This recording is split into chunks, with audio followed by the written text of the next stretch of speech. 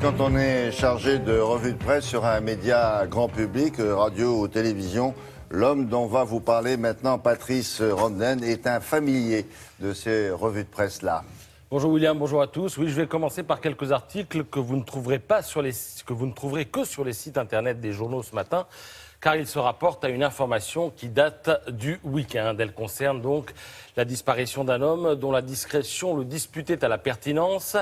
Un homme dont le nom vous dira plus que le prénom, car il existe, c'est ainsi, des homonymies prestigieuses. Alors le nom, c'est Camus, comme l'écrivain, et le prénom, c'est Jacques, en toute simplicité. L'homme en question, c'est donc Jacques Camus, 4 syllabes qui sonnent familièrement à tous les abonnés aux revues de presse, qu'elles soient proposées par la télé ou la radio, depuis une bonne trentaine d'années. Jacques Camus nous a quittés, il avait 70 ans. Son nom était associé depuis toujours à un quotidien régional, La République du Centre, dont il était l'éditorialiste. J'allais vous dire l'éditorialiste vedette, mais c'eût été idiot, car cet homme-là était tout sauf une vedette. C'était un homme discret.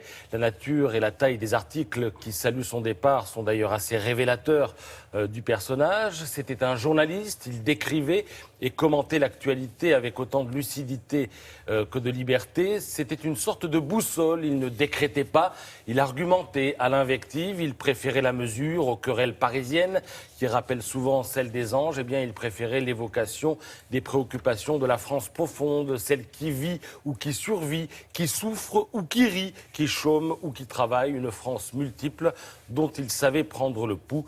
Jacques Camus, c'était un peu le bon sens près de chez vous.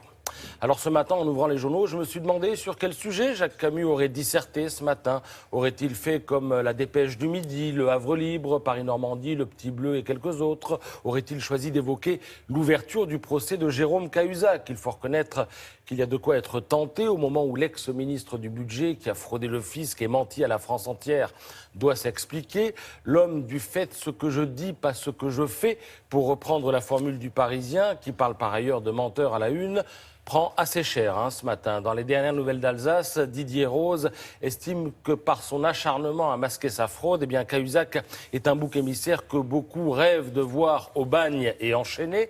Dans Paris-Normandie, Baptiste Laureau parle du procès d'un énorme mensonge. Oui, énorme mensonge, reprend Jean-Claude Soulery dans la Dépêche du Midi, qui instille un terrible venin dans le crâne des Français qui empoisonne toujours leur regard sur la politique. Voilà un scénario en or pour tous les fabricants de complots, poursuit l'éditorialiste. De son côté, Jean-Louis Hervois, dans la Charente Libre, estime que le procès Cahuzac ne fera que planter un peu plus le clou dans les illusions et les mensonges qui ont bercé les dernières campagnes électorales.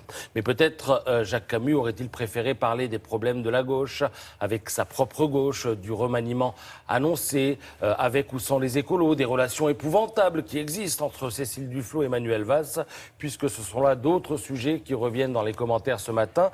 Il n'aurait pas été dupe, Jacques Camus, il aurait fait le job, comme on dit, il aurait évoqué tout cela, parce qu'en France, tout part du politique, mais il aurait aussi glissé, au détour d'une phrase, de quoi nous faire comprendre que tout cela n'était qu'un jeu de rôle et que la vie, la vraie, se vivait ailleurs. À ce propos, l'édito de l'opinion commence par cette phrase ce matin.